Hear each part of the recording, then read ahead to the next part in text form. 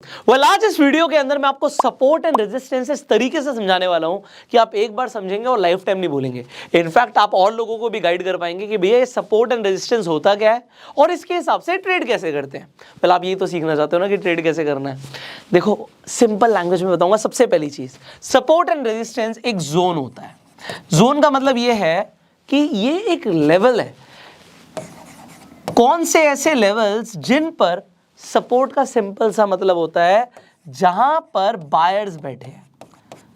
आप ये समझ लो, सपोर्ट का मतलब ये है कि जहां पर बायर्स बैठे हैं। खरीदने वाले कहां पे बैठे हैं, खरीदने वाले किस प्राइस में लेने को तैयार हैं, तो इसे हम बोलेंगे, आप समझ लीजिए कि यहां पर बायर्स बैठे। एग्जाम्पल के लिए आप कहते हो आज सोना 50,000 का चल रहा है, बट अगर 25,000 का हो जाए सिर्फ एक दिन के लिए, तो क्या आप खरीदोगे? एग्जाम्पल मैं आपसे जस्ट पूछ रहा हूँ।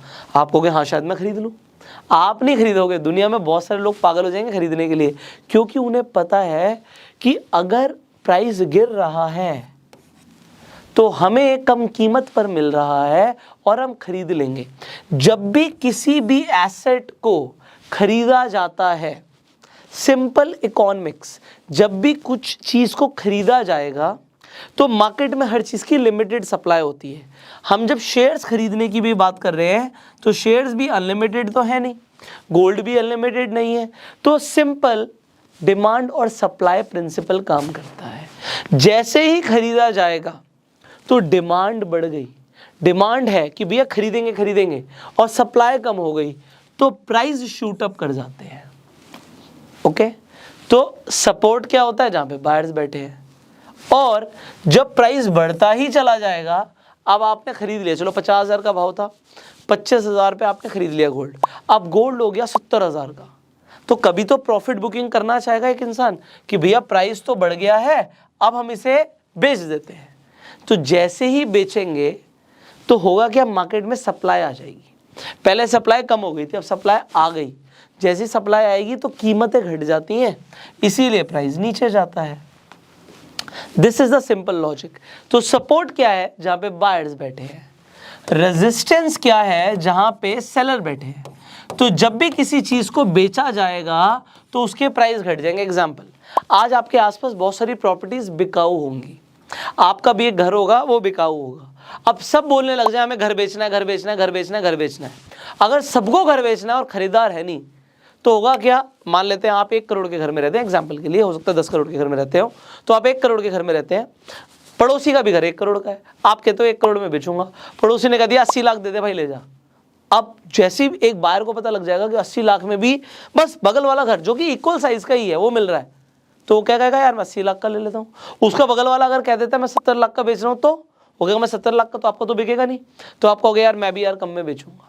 जैसे आप कहोगे मैं भी कम में बेचूंगा, प्राइस लगातार गिरते चले जाएंगे, और ऐसा ही होता है। This is human psychology. Share market में भी ह्यूमन साइकोलॉजी काम करती है, और दो मैंने उसी की पढ़ाई कर रखी है तो मैं आपको बताऊंगा। This is human psychology. Support मतलब बायर्स, रेजिस्टेंस मतलब सेलर्स। अगर आपको इतनी सी बात समझ आ गई तो इससे होगा क्या? अब इससे होगा क्या, इसका एक एडवांस वर्जन है जो आपको समझना है। ये तो समझ आ गया, सपोर्ट मतलब बायर्स और रेजिस्टेंस मतलब सेलर, बट इससे सिर्फ इसी से काम नहीं बनता। अब हमें थोड़ा सा आगे बढ़ना है। जब भी प्राइस अपने रेजिस्टेंस को ब्रेक करता है, मतलब सेलर्स ने बेचा, उन्होंने प्राइस को गिराने की कोशिश करी, पर बायर्स ने कहा ऐसी की तैसी है तो सस्ता ही है खरीदो, तो प्राइस और ऊपर जाता है, क्योंकि जब चीज को खरीदा जाएगा तो और ऊपर जाएगा। तो सेलर्स ने कोशिश तो करी थी प्राइस को गिराने की, पर और बाइंग आ गई तो प्राइस ऊपर जाता है। तो जब प्राइस अपने रेजिस्टेंस को तोड़ता है तो नेक्स्ट रेजिस्टेंस को मीट करने की कोशिश करता है जहां पे नेक्स्ट लेवल पर सेलर्स बैठे हैं। एग्जाम्पल के लिए सोना 50,000 से 70 गया, 70 से 80,000 चला गया, तो 80,000 पे तो और ज्यादा लोग कहते हैं अब हम भी बेचेंगे, तो यहां से प्राइस नीचे जा सकता है। पर अगर इसने इसे भी तोड़ा तो प्राइस और ऊपर जा सकता है। ये एक हाइपोथेटिकल एग्जाम्पल है, तो मैं गोल्ड का एग्जाम्पल ले रहा था अभी। ये एक एग्जाम्पल से आपको क्लैरिटी मिलनी चाहिए कि अगर रेजिस्टेंस टूटता है मतलब सेलर्स कमजोर पड़ गए। सिर्फ साइकोलॉजी को समझो। यहां पे जो सेलर्स थे, सेलर्स तो थे, उन्होंने बेचा भी, पर बायर स्ट्रांग थे, प्राइस को ऊपर ले गए दूसरे लेवल तक, वहां पर भी सेलर्स बैठे हैं, अगर वो भी प्राइस टूटा तो और ऊपर तक जाएगा प्राइस, सिंपल लॉजिक। तो अगर रेजिस्टेंस टूटता जाएगा तो प्राइस ऊपर तक जाएगा। पर हमारी एक एनालिसिस क्या होती है कि रेजिस्टेंस, क्योंकि एक लाइन नहीं है, एक जोन होता है, तो रेजिस्टेंस के आसपास से रिजेक्शन मिल सकती है प्राइस को और प्राइस नीचे गिर सकता है। और प्राइस अगर गिरेगा तो वो कहां तक गिरेगा, वो अपने सपोर्ट तक गिरेगा। तो ये R1 और R2 मैंने आपके सामने लिख दिए, बट कंसेप्ट आपको समझना जरूरी है। अगर प्राइस और ऊपर जाता तो R3 तक भी जा सकता है। ये अलग अलग हमें रेजिस्टेंस कैसे पता लगता है, हम प्लॉट भी कर सकते हैं। अभी जस्ट ऐसे समझाऊंगा, आपको पता लग जाएगा कि कैसे प्लॉट करने हैं। और अगर प्राइस गिर रहा होता है, ये रेजिस्टेंस है, ये सपोर्ट है, प्राइस गिर रहा है तो कहां तक जाएगा, हमारी एनालिसिस क्या कहती है, वो अपने सपोर्ट तक जाएगा। सपोर्ट पे बायर्स बैठे हैं, दोबारा से प्राइस को ऊपर लेके जाने की कोशिश करेंगे। पर अगर फिर भी प्राइस गिर गया तो सेलर्स हावी हो गए हैं, सेलर कह रहे हैं किसी भी भाव पे बेचो, हमें तो बेच के बाहर निकलना है। और उसके बाद सपोर्ट 1 से प्राइस अपने सपोर्ट 2 तक जाएगा। अगर यहां से उसे दोबारा से बायर्स सपोर्ट कर देते हैं तो प्राइस ऊपर भागेगा, वरना फिर नीचे गिर सकता है, हो सकता है वो S3 तक भी जाए। अब ये हम अलग अलग टाइम फ्रेम पर करते हैं। अब जो मैंने बोला है ये मैं आपको दिखा देता हूं, फिर आपको इतना आसान तरीका बताऊंगा कि ये ऑटोमेटिकली प्लॉट हो जाएगा। आपको पहले मैन्युअली प्लॉट करना सीखना है और फिर हम ऑटोमेटिक तो सीखेंगे। मेरा काम है आपके काम को आसान बनाना, तो वो अभी हम करने वाले हैं। तो हमने सपोर्ट एंड रेजिस्टेंस को बेसिकली समझा। अब यहां पर हम देखते हैं, ओके ठीक है, अभी हमारे सामने ये निफ्टी का 5 मिनट का चार्ट खुला हुआ है। अब यहां पे मुझे क्या देखना है, आपको सिंपली, अच्छा जब भी आप सपोर्ट एंड रेजिस्टेंस प्लॉट करोगे, हमने इससे पहले ट्रेंड की बात करी थी, हमने यहाँ पर ट्रेंड लाइन प्लॉट करने की बात करी थी। अब हम यहाँ पे हॉरिजॉन्टल लाइन ले लेंगे। लाइन ले रहा हूँ, आप रेक्टेंगल भी ले सकते हैं। तो यहाँ पे मैंने आपके लिए, आप देख सकते हो यहाँ पर ये लाइन ली है, पर आप लाइन की जगह यहाँ पे ब्रश टूल मिल जाएगा आपको। सो ब्रश टूल के जस्ट नीचे आपको रेक्टेंगल मिलता है। तो आइडियली आपको रेक्टेंगल लेना चाहिए, मैं आपको दोनों ही लेके दिखा दूंगा। तो ये अभी मैंने हॉरिजॉन्टल लाइन ली हुई है। अब देखिए, हमें रेजिस्टेंस प्लॉट करने के लिए और सपोर्ट प्लॉट करने के लिए लास्ट स्विंग चाहिए। स्विंग मतलब जहां से प्राइस बदल गया, गिर रहा था ऊपर चला गया, ऊपर जा रहा था नीचे आ गया, ये स्विंग हो गई, simple last swing. So last swing यहां पे, इससे मैं देखूं तो एक आप कहोगे प्राइस यहां पे नीचे जा रहा था, यहां से ऊपर चला गया। उससे पहले आप कहोगे यहां पे ऐसा हुआ है। जैसे ही मैंने यहाँ पे प्लॉट किया, एक हॉरिजॉन्टल लाइन प्लॉट हो गई। जैसे ही एक हॉरिजॉन्टल लाइन प्लॉट हो गई, ये वो एरिया था जहां से प्राइस गिरा। यहां पे बायर्स ने कहा अब हम और नहीं गिरने देंगे, उन्होंने खरीदा और प्राइस ऊपर चला गया। ये हमारा हो गया support. This is ideally your support number 1। But मैंने क्या बोला, सपोर्ट एंड रेजिस्टेंस जोन होते हैं, तो better what you do, you take a rectangle and इस रेक्टेंगल को आप कुछ इस तरीके से बना दीजिए। फिर तो आपको ये दिखेगा कि ये मेरा, सॉरी, ये मेरा सपोर्ट है। इसके आसपास प्राइस कहीं पर भी आता है तो ये मेरा सपोर्ट हो गया। अब इसी तरीके से रेजिस्टेंस क्या हुआ, लास्ट स्विंग। आप कहोगे जी ये एक एरिया है जो मुझे दिख रहा है यहां पे, बार बार, एक सेकेंड कंप्यूटर से ही कर लेते हैं। ओके, हम एक रेक्टेंगल ले लेते हैं और आप एक ऐसे एक रेजिस्टेंस का जोन बना देते हो। ओके, सो जैसे आपने एक जोन बनाया रेजिस्टेंस का, अब आपको पता लग गया प्राइस लास्ट स्विंग यहां से हुई है, प्राइस ऊपर गया था पर सेलर्स ने नीचे धकेल दिया, फिर वो ऊपर गया, अभी रेजिस्टेंस पर है। अब मेरा पॉइंट नंबर 1, अगर यहां से प्राइस गिरता है तो कहां तक गिरेगा, आप कहोगे सबसे पहले अपने सपोर्ट लेवल 1 तक गिरेगा। वेरी गुड, यही तो समझना था कि अगर प्राइस यहां से गिरेगा तो सपोर्ट तक गिरेगा। अगर इसी के बीच में चलता रहा तो अभी आपने लास्ट वीडियो में ट्रेंड समझा, कौन सा ट्रेंड हो जाएगा, साइडवेज ट्रेंड हो जाएगा। अब अगर ये सपोर्ट को तोड़ देता है, एक सेकेंड, ये हमारा हो गया। इसके बाद मैं कहता हूं कि ये सपोर्ट टूट गया, प्राइस गिरता चला जाता है, गिरता चला जाता है, गिरता चला जाता है, तो कहां तक गिरेगा। आप कहोगे यहां पे भी सर एक स्विंग दिख रहा है, यहां पे प्राइस गिर रहा था, फिर यहाँ से एकदम से देखिए इतनी बड़ी ग्रीन कैंडल बनी है, तो ये हमारा एक और सपोर्ट हो गया, which is probably your support number 2।